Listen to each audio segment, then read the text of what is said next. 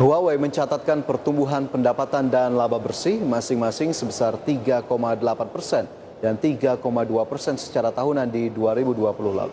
Pertumbuhan kinerja terjadi di tengah sanksi dari pemerintah Amerika Serikat. Raksasa telekomunikasi China Huawei menyatakan pencapaian kinerja positif yang terjadi di 2020. Manajemen Huawei mengatakan pertumbuhan itu memenuhi target perusahaan meskipun terdapat kerugian yang ditimbulkan oleh daftar hitam dan sanksi dari pemerintah Amerika Serikat.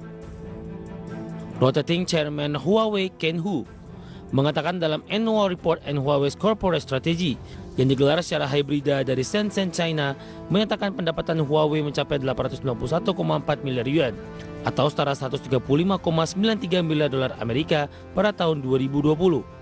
Jumlah tersebut naik 3,8% secara tahunan.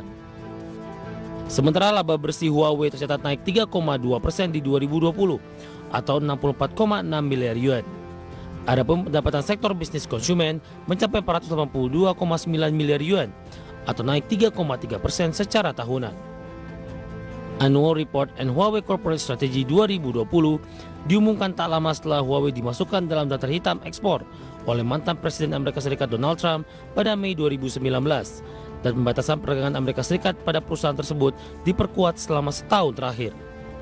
Mengutip dari Bloomberg News, pendapatan Huawei pada kuartal keempat tahun 2020 menyusut untuk pertama kalinya.